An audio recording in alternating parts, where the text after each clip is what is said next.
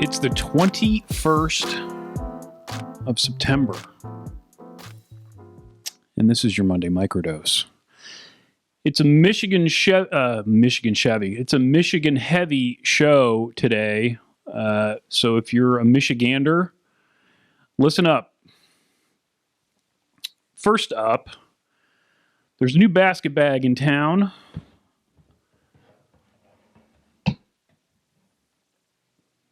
Behold, the Squall Sack from fifth season. Fifth season, apparently in Vermont and areas akin to Vermont, the fifth season is mud. So really basic, but really well made. And I'll be doing a video about this bag soon. But if you'd like to check it out before that, I'll put a link in the description below.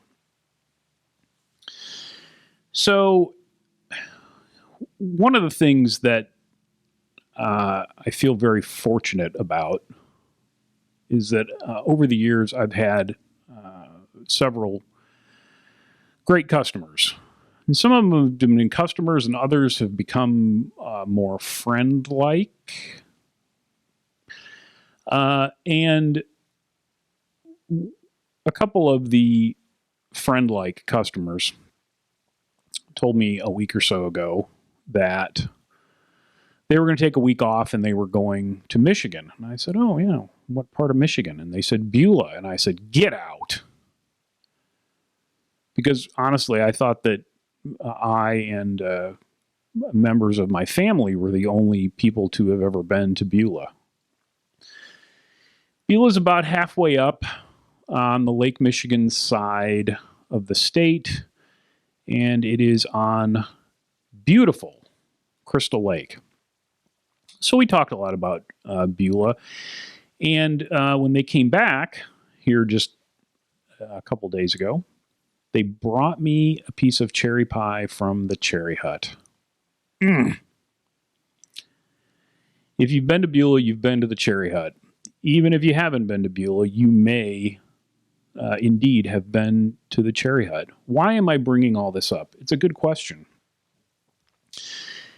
It is because it got me to thinking about the summers in Beulah. And one of the great things about that, you go on vacation and you're with your brother and sister. And in this case, there were my brother and sister and also cousins. And you're just kind of left to entertain yourselves. And it's like, well, I'm around these people all the time, but not when we went to Beulah, because there were a couple of families that we got to know, one in particular, that had a lake house.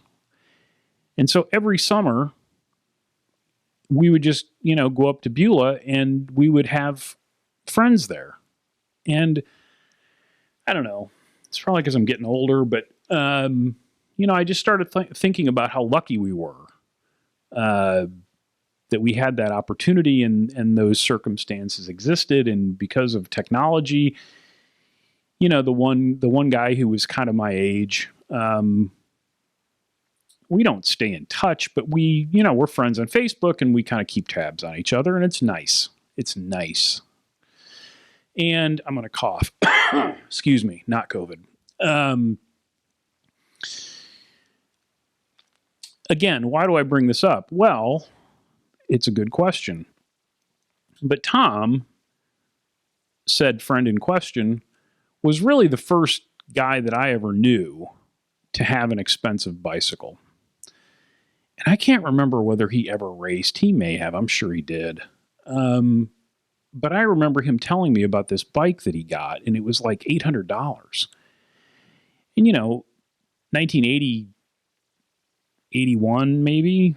I mean, that was real money back then. And I thought he was out of his mind. But, and that was decades, more than a decade before I got my first road bike, and it wasn't $800. So yeah, that's just something I've been thinking about lately.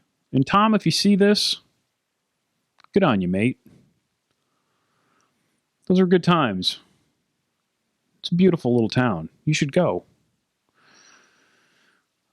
Michigan story number 2. So, and again, this is a Michigan story kind of in a roundabout way. Um, you may have heard there's a bike shortage. You may have heard about it from me, since I seem to talk about it nearly every week.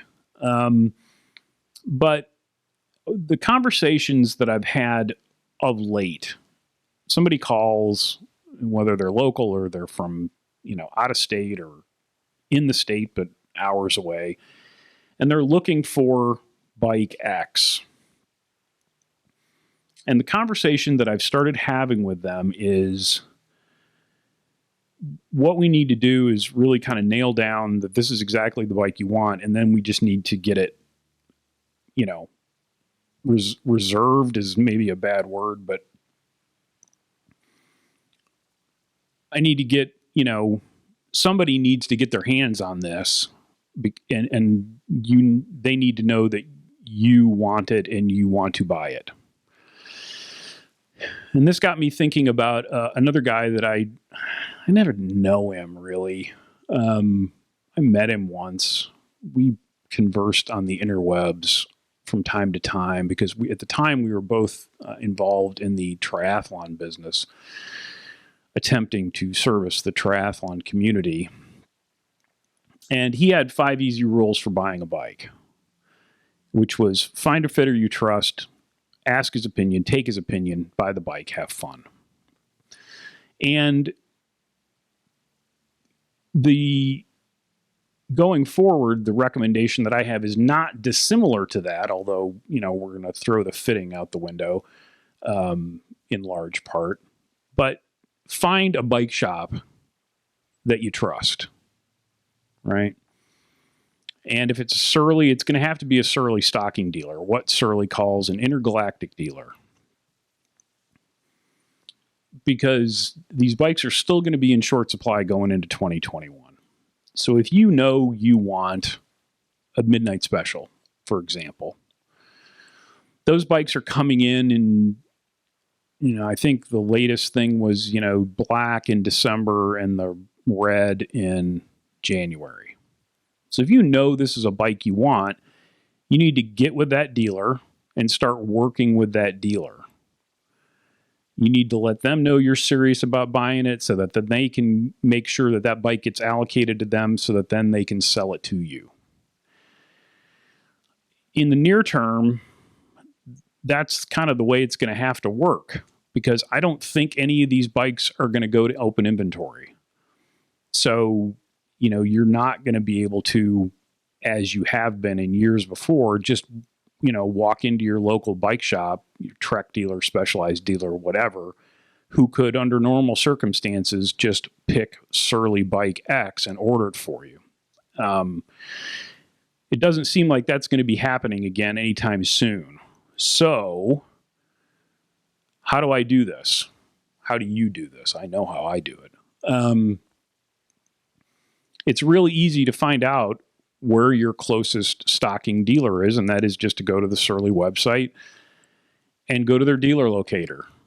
And what you're looking for is intergalactic dealers. And it could be that you have one in your town. It could be that you have one within a comfortable driving distance.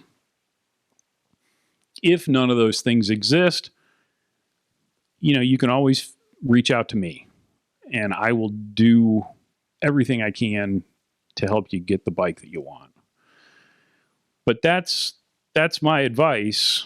If you're looking for a Surly, and it may be like this with other brands too, I would imagine it is. But I think now more than ever, it's going to be important to have a relationship with that dealer so that they can help facilitate this purchase. That's it. That's my those are my timely tips for this Monday.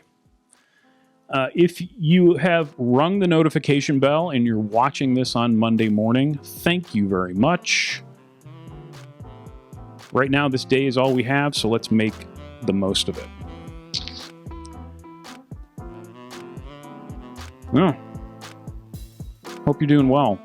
Thank you for watching. Thank you for subscribing. Thank you for the comments. I really appreciate each and every one.